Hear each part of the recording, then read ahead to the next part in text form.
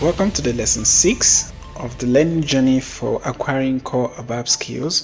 And at the end of this learning journey, you'll also be well prepared to get the SAP Certified Associate Backend Developer badge. So in this lesson, we are going to learn how to declare and work with structured data. So the lesson objectives are as follows. You are going to understand what a structure is, how to declare local and nested structures, how to assess structure components, how to fill the structure with modern ABAP syntax, how to avoid common mistakes when assigning structures, and also how to use corresponding safely in real projects.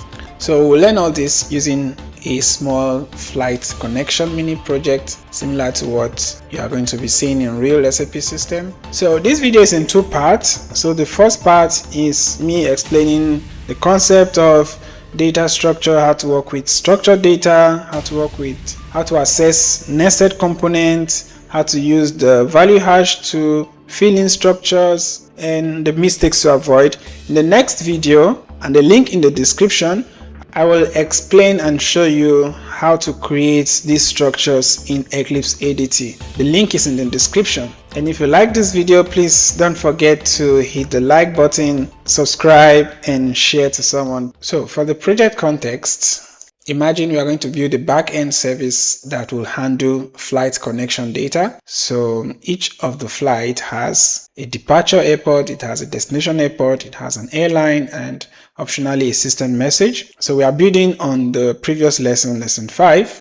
So if you're just joining, you can also look at lesson 5 to see one of the projects that we built. So the first thing we're going to see is what is a structured data object. A structure in ABAP is one variable that contains multiple components. So each component can have a name, can have its own data type. It behaves like a normal variable, but instead of managing many individual variables, we group related data into one structured object. You'll see how this works in practice. So for example, here we are defining a local structure, a local structured type. So when you want to declare a structure type, use the types keyword, and then you start with begin of, then you give a variable name, so st_connection. So this is the variable name for our structure, and then you give the fields. So this structure represents a flight connection and has 3 components. So this definition exists only inside this program, which makes it lightweight and flexible. So this is a local structure. We have airport from ID, the first component, airport to ID, carrier name,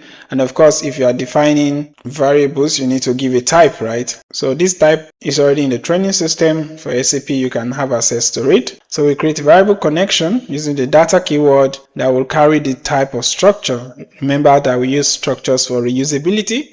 And when you want to access or put values into the structure we just created, you can just say connection hyphen the component inside our structure, and then you pass in the value. So which means airport from ID will carry ABC, connection airport to ID will carry XYZ, connection carrier name will carry my airline. You will see this inside the code. Just follow carefully. So the next thing we are looking at is also nested structures. So for nested structures, similar way of defining use types. So but the difference between nested structures and ordinary structures is that nested structures can also contain other structures. So for example, this message here, message type of SYMSG. SYMSG is a global structure that is in the system. Anyone can access it. And then we declare connection nested as a type of ST connection nested. And similarly, we want to access nested components. See connection nested hyphen message. So we want to access the message component,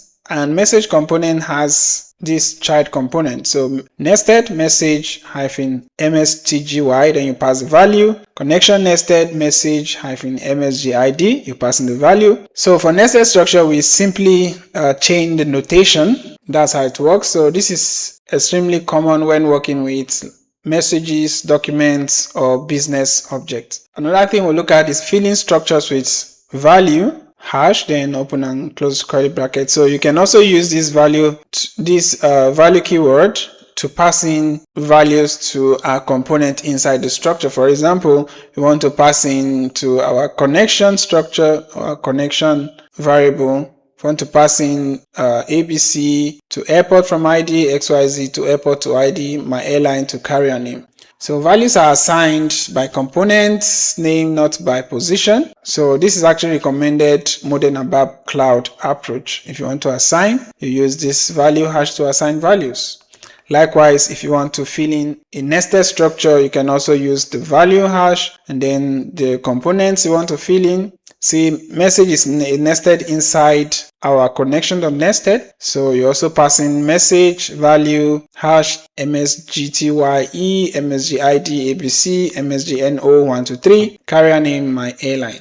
All right. So this will actually show the structure hierarchy. So nested structures are filled using nested value operations. Now, one of the common pitfalls that happens or common mistake is you want to make connection nested to have the same structure as connection. So if you use this approach, assignment, then this is wrong. There's going to be data mismatch, okay? Because they are not 100% the same structures. Okay, so the solution to this, first we can just clear whatever it was, whatever we have in connection nested, and then we use the keyword corresponding hash, then passing connection. So what this does is that only matching fields names are transferred. So this is safe and professional way to assign structures. All right, so let's after this introduction, let me show you in the code how this works. If you want to watch me code these slides, the link to the next video on where I show you the code and how to define the structures and work with the structures in Eclipse ADT is in the description. You can click on it and follow and go and watch it. So if you like this video, don't forget to hit the like button, subscribe and share.